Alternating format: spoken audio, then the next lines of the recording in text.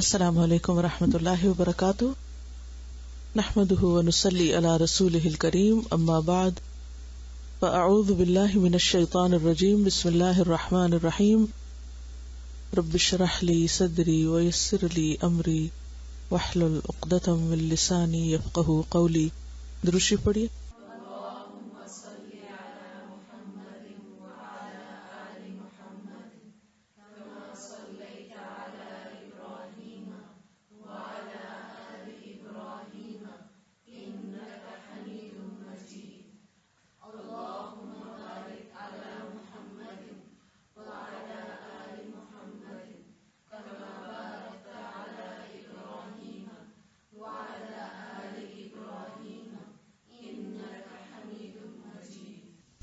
الغنا، غنا کا روٹ غین نون یا ہے۔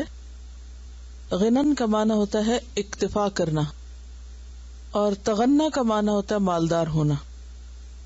غنی کہتے ہیں اکتفا کرنے والے کو، تونگر مالدار، اور اس کی جمع اغنیا۔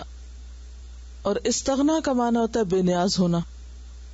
قرآن مجید میں اغنا اور استغنا دونوں اس مادے سے استعمال ہوئے ہیں۔ اغنا کا معنی ہے غنی کیا، مالدار کیا، اور استغنا بے نیازی دکھائی، بے نیاز ہوا۔ اور یہاں پر لفظ استعمال ہوا ہے الغنا، تو غنا کے دونوں ہی معنی ہیں، دولت مندی بھی اور بے نیازی بھی، کیونکہ جس کے پاس دولت ہوتی ہے وہ کیا ہوتا ہے؟ بے نیاز۔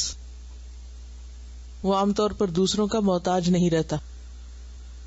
تو غنا انسان کو دنیاوی معاملات میں لوگوں سے بعض اوقات غنی کر دیتی ہے۔ غنیت المرأة عربی میں اس عورت کے لیے استعمال ہوتا ہے جو حسن و زیبائش کی وجہ سے آرائش سے بے نیاز ہو، یعنی وہ بذات خود اتنی خوبصورت ہو کہ اسے کسی میک اپ کی ضرورت نہ ہو۔ تو غنی وہ انسان کہ جس کے پاس اتنا ہو کہ اسے دوسروں کی ضرورت نہ ہو۔ لیکن اس باب میں دراصل دولت مندی کے معنوں میں نہیں بلکہ بے نیازی کے معنوں میں اس لفظ کا استعمال کیا گیا ہے۔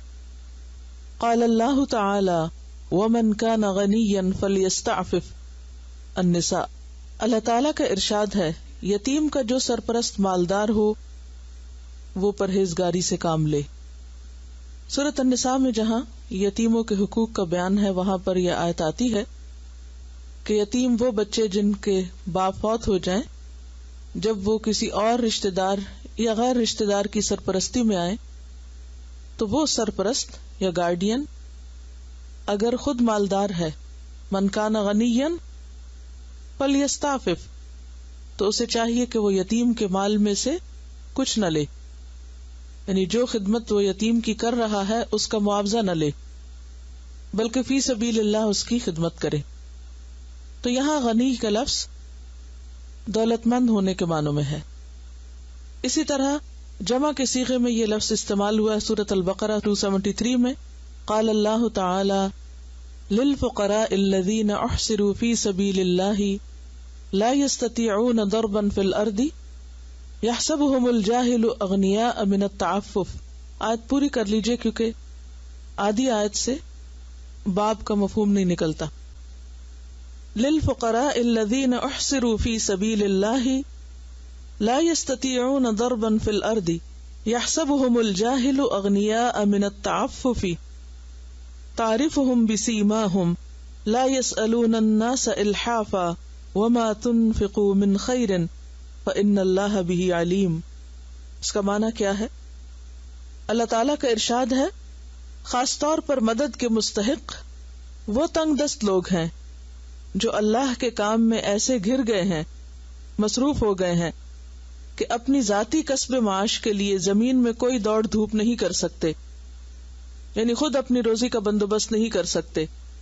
یحسبہم الجاہل، جاہل سمجھتا ہے ان کے بارے میں اغنیاء کہ وہ غنی ہے، دولت مند ہے، من التعفف بے نیازی کی وجہ سے یا پاک دامنی اختیار کرنے کی وجہ سے، تعرفہم تم پہچان لوگے ان کو بسیماہم، ان کے چہروں کے نشان سے، چہروں کی علامات سے. لا یسألون الناس الحافا، وہ نہیں لوگوں سے سوال کرتے پیچھے پڑ کے، لپٹ لپٹ کر. اور جو بھی تم خرچ کرو گے مال میں سے، پس بے شک اللہ اس کو خوب جاننے والا ہے. تو اس آیت میں بھی بنیادی طور پر اغنیاء کا لفظ دولت مند کے معنی میں استعمال ہوا ہے. قال اللہ تعالی والذین اذا انفقوا لم یسرفوا ولم یقتروا وکان بین ذلک قواما، سورۃ الفرقان. اللہ تعالی کا ارشاد ہے، اور وہ جو خرچ کرتے ہیں تو نہ فضول خرچی کرتے ہیں اور نہ بخل، بلکہ ان کا خرچ دونوں انتہاؤں کے درمیان اعتدال پر قائم رہتا ہے.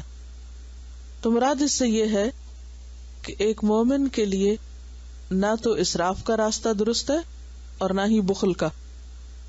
اس کے لیے پسندیدہ کیا ہے؟ معتدل راستہ، درمیانہ راستہ. عام طور پر یہ لفظ جو کہ دولت مندی کے معنوں میں استعمال ہوتا ہے، تو یہاں پر ان آیات کو لانے کا مقصد کیا ہے؟ ان کا مقصد یہ ہے کہ ایک تو لفظ کی وضاحت ہو، اور دوسرے دولت کے استعمال کے بارے میں جو پسندیدہ رویہ ہے وہ سامنے آئے. جیسا کہ ہم سب جانتے ہیں کہ اللہ تعالیٰ نے انسان کو پیدا کیا اور اس کے لیے رزق کے سامان معیشت اور معاش دنیا میں رکھے، اور پھر کمانے اور کام کرنے اور محنت کرنے کو بھی پسندیدہ قرار دیا گیا. لیکن اس کے ساتھ ساتھ اعتدال کا راستہ پسندیدہ راستہ قرار پایا کہ انسان دنیا میں رہتے ہوئے اپنی ضروریات کو پوری کرنے کے لیے دوڑ دھوپ کرے، محنت کرے، لیکن اس معاملے میں وہ حد سے نہ بڑھے، دنیا کے حرص اور لالچ میں مبتلا نہ ہو. لالچ بری بلا ہے. لہذا اس مقصد کی وضاحت حدیث نمبر 150 کرتی ہے کہ ہمارا دین ہم سے کیا مطالبہ کرتا ہے کہ دنیا میں رہتے ہوئے، مال و دولت کماتے ہوئے، مال و دولت کے مالک ہوتے ہوئے، اپنی دنیاوی ضروریات کے پورا کرتے ہوئے دلوں کی کیفیت اور اطمینان کس درجے کا ہونا چاہیے اور کیسا ہونا چاہیے، ایک مومن کی سوچ کیسی ہوتی ہے. عن ابی ہریرہ عن النبی صلی اللہ علیہ وسلم قال لیس الغنى عن کثرة العرض ولكن الغنى غنى النفس، رواہ البخاری کتاب الرقاق. سیدنا ابو ہریرہ رضی اللہ عنہ سے روایت ہے کہ نبی کریم صلی اللہ علیہ وسلم نے فرمایا، تونگری یعنی مالداری یہ نہیں کہ سامان زیادہ ہو، بلکہ امیری، دولت مندی، تونگری یہ ہے کہ دل غنی ہو. یعنی اصل امیر کون ہے، اصل غنی کون ہے؟ جس کا دل غنی ہے، جس کا دل یا جس کا نفس سیر ہو چکا ہے، جس کے اندر لالچ نہیں، جس کے اندر اطمینان ہے.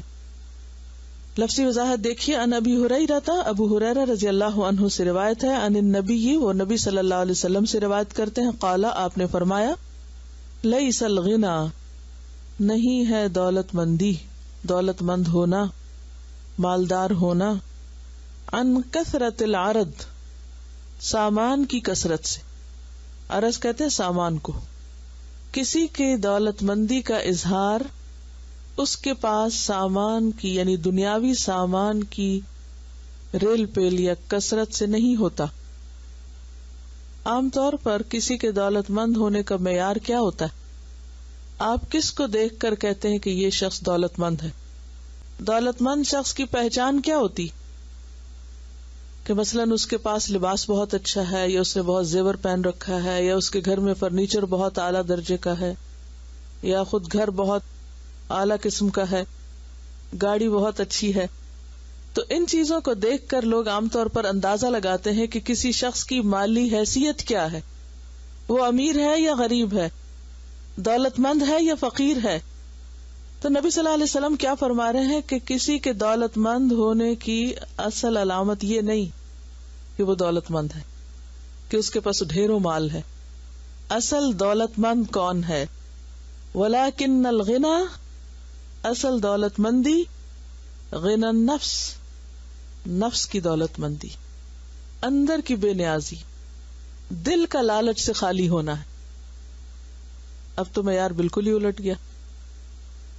یہ پہچان اور یہ تعریف تو ہمارے پیمانوں سے بالکل ہی مختلف ہے. اب دیکھیے کہ ہر انسان کے اندر کسی نہ کسی درجے دنیا کے مال کی، دنیاوی ساز و سامان کی ایک خواہش ہوتی، اور میں سمجھتی ہوں کہ شاید مردوں کی نسبت خواتین کے اندر ظاہری رونق اور دنیاوی ساز و سامان کی خواہش نسبتاً زیادہ ہوتی. بازاروں کی رونق کون ہے، ونڈو شاپنگ کون کرتا ہے؟ موسٹلی خواتین ہی کو اس کا شوق ہوتا ہے، کسی کو کم یا کسی کو زیادہ. لیکن بازار جانا سب کو اچھا لگتا ہے، صرف شاپنگ کے لیے بھی نہیں، محض گھومنے پھرنے کے لیے، سیر کے لیے، خوش ہونے کے، تفریح، انٹرٹینمنٹ، چاہے کچھ بھی نہ خریدنا ہو، کیوں اچھا لگتا ہے. مسجد جانا، کسی لیکچر پہ جانا عموماً نفس پہ بھاری گزرتا ہے. ہاں، ان لیکچرز پہ جانا بھی اچھا لگتا ہے جہاں کچھ دنیاوی ساز و سامان، کچھ سیل وغیرہ لگی ہوئی ہو، تو وہ بھی ایک ایڈڈ اٹریکشن ہو جاتی ہے، پھر یعنی دل کی خوشی کا سامان ہو جاتا ہے. یہ ویکنس ہے نا انسانوں کے اندر، ہے نا کمزوری. تو ہر شخص کسی نہ کسی درجے دنیا کے ساز و سامان سے ضرور دلچسپی رکھتا ہے، اور اس دلچسپی کی کوئی حد نہیں کہ کہیں پر جا کر انسان رک جائے اور یہ کہے کہ اب مجھے مزید کی ضرورت نہیں، چاہیے نہیں. سب کچھ ہونے کے باوجود بھی انسان کیا چاہتا ہے؟ ایک نظر دیکھ تو لیں، کیا پتا کوئی نئی چیز آئی ہو، کیا پتا کچھ فائدہ ہو جائے، کیا پتا کسی کو دینے کے کام آ جائے. کئی ایک تعویلیں کر کے ہم ضرور ساز و سامان میں دلچسپی لیتے ہیں، اور بسا اوقات صرف ضرورت کا نہیں، بہت سا غیر ضروری جمع کرتے جاتے پھر بھی دل نہیں بھرتا. تو نبی صلی اللہ علیہ وسلم نے فرمایا لیس الغنی عن کثرت العرض، دولت مندی سامان کی کثرت کا نام نہیں، کیونکہ وہ تو انسان کے اندر خلا باقی ہی رہتا ہے، جتنا بھی زیادہ ہو جائے، چاہے رکھنے کی جگہ نہ بھی ہو، چاہے سٹور میں ڈمپ کرتے جائیں، چاہے کونوں قدروں میں گھساتے جائیں. انسان یہ نہیں کہتا کہ میرے پاس بہت ہے، بہت کچھ ہے.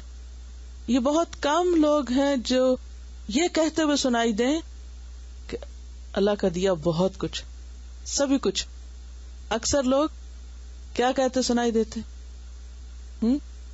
عموماً خواتین کے شکوے شکایات اپنے شوہروں سے، رشتہ داروں سے، دوستوں کے ساتھ کس قسم کا غم شیئر کیا جاتا رہتا ہے. کوئی گھر آ جائے تو اس کو کیا مسئلے بتائے جاتے ہیں، دیکھو فرنیچر کی حالت، دیکھو کارپیٹ کی حالت، دیکھو فلاں دیکھو فلاں. کس موقع پر جا کر انسان مطمئن ہو جائے کہ ہاں سبھی ٹھیک ہے، اب سب ٹھیک، سب ٹھیک نہیں ہے، سب اچھا نہیں ہے، کیونکہ اطمینان قلب نہیں، دل اندر سے بھرا ہوا نہیں ہے. اصل دولت مند کون ہے؟ جس کا دل بھرا ہوا ہو، سامان دنیا سے دل بھر چکا ہو. بالکل ایسے ہی جیسے کسی کا پیٹ بھر چکا ہو تو اس کے بعد اس کے سامنے کتنا بھی اعلیٰ درجے کا کھانا آئے تو وہ کیا کرتا ہے؟ نظر اٹھا کے بھی نہیں دیکھتا، کیونکہ اب وہ دور سے دیکھ کے گھبراتا ہے. وہ کہتا ہے میرے پاس نہیں لانا، میرا پیٹ بھر چکا ہے، اور کی گنجائش نہیں چاہیے. اور ہم سب اپنا اپنا جائزہ لیں. ہمارے گھروں میں جو کچھ بھی، ہماری پوزیشن میں جو کچھ بھی، خواہ وہ ہمارا لباس ہے، زیور ہے، کچن کا سامان ہے، کراکری ہے یا فرنیچر ہے، جو کچھ بھی، ان سب پر نظر ڈال کر اپنے آپ سے پوچھیں کیا کافی، بہت ہے؟ دل کی کیفیت کیا ہے؟ اور چلے عام طور پر اگر بہت مصروفیت میں خیال نہ بھی آئے تو جب ذرا اتفاق ہو اپنے سے بہتر کسی گھر میں جانے کا تو وہاں دل کی حالت کیا ہوتی، وہاں بے چینی اور خلل کا کیا عالم ہوتا. کسی رشتہ دار کے گھر، کسی دوست کے گھر، کسی ملنے جلنے والے کے گھر کہ جس کی ڈیکوریشن، جس کا فرنیچر، جس کی چیزیں ہم سے بہتر ہوں، تو اس وقت ہماری کیفیت کیا ہوتی، ہمارے سوالات کیا ہوتے، دلچسپیاں کیا ہوتی، وقت کس پر لگتا ہے، نظریں کہاں ہوتی، کیا ڈھونڈ رہے ہوتے، کیا پوچھ رہے ہوتے. ہم میں سے ہر ایک اپنا جائزہ لے. دنیا کی چیزوں کو لالچ بھری نگاہ سے دیکھنا اور شوق سے دیکھنا اور دیکھتے چلے جانا اور بار بار دیکھنا اور ان کے پیچھے دوڑنا اور انہی کی تلاش میں رہنا، یہ سب کیا شو کرتا ہے، کیا دکھاتا ہے، کیا ظاہر کرتا ہے؟ دل نہیں بھرا ہوا، دل کا لالچ وہی ہے. ورنہ ضرورت کے لیے تو ہمارے پاس سب کچھ. کون کہتا ہے کہ میرے پاس ضرورت کی چیزیں نہیں ہیں؟ عام طور پر ہم کیا کرتے، پھر انہی کو عدلتے بدلتے رہتے، ایک نکالتے ہیں ایک اور لے آتے ہیں. یعنی ایک تو یہ ہوتا ہے نا کہ زیادہ کٹھا کرنے کا شوق، پھر جو کٹھا کر لیا اس پہ اطمینان نہیں، پھر اس کو تبدیل کرنے کا شوق، پھر نئے سے نئے ماڈل لانے کا شوق، لیٹسٹ چیز لانے کا شوق. تو زندگی کس میں گزرتی؟ صرف سامان اندر لانے اور کچھ باہر نکالنے، اسی تگدو میں رگے میں. وقت کہاں جاتا ہے؟ اہم ترین کام کب ہو سکتے ہیں؟ زندگی کے مقاصد کب پورے ہوں گے، کیسے ہوگے؟ اگر ہمیں اب تک چھوٹی سی چیز بھی ڈسٹریکٹ کر دے، اپنے مقصد سے ہٹا دے، اس کا کیا مطلب ہے؟ کہ ابھی وہ ٹھکا نہیں ہے اندر، وہ راسخ نہیں ہوا اندر. پتہ نا ایک علم جو ہے اندر راسخ ہو جاتا ہے، ایمان اندر گڑ جاتا ہے. تو ہم میں سے ہر شخص اپنا اپنا جائزہ لے سکتا ہے کہ اس کے اندر کتنا غنا ہے، اندر کی دولت کس درجے کی. گھر بھرا ہوا بھی ہو لیکن دل فقیر ہو، اور انسان کے اندر کی بھوک نہ گئی ہو اور وہ لالچ ختم نہ ہوا ہو، تو پھر انسان کی کوئی حد اور لمٹ ہے ہی نہیں کہ کہیں جا کے وہ رکے، کہ کوئی اور اس کو بریک لگائے کہ بس کر دو. کیونکہ وہ چیز ہے کہ جو کسی کے روکنے سے نہیں رکتی جب تک اندر سے نہ اٹھے. ابو سعید خدری رضی اللہ تعالیٰ عنہ ایک حدیث روایت کرتے ہیں کہ نبی صلی اللہ علیہ وسلم نے فرمایا، تمہارے اوپر میں سب سے زیادہ اس سے ڈرتا ہوں کہ اللہ تمہارے اوپر زمین کی برکتیں نکال دے گا. یعنی اپنی امت کے بارے میں آپ کو کس بات کا ڈر تھا؟ کہ اللہ تم پر زمین کی برکتیں نکال دے گا، یعنی زمین بہت کچھ نکال دے گی اور بہت سے آرائش کے ساز و سامان تمہارے سامنے آئیں گے. پوچھا گیا زمین کی برکتیں کیا ہیں؟ وہ کیا چیزیں ہیں جنہیں آپ زمین کی برکت کہہ رہے ہیں اور وہ ہمارے لیے نقصان دہ ہوں گے اور آپ ہمارے بارے میں ڈرتے ہیں اس سے؟ فرمایا دنیا کی رونق. دنیا کی رونق.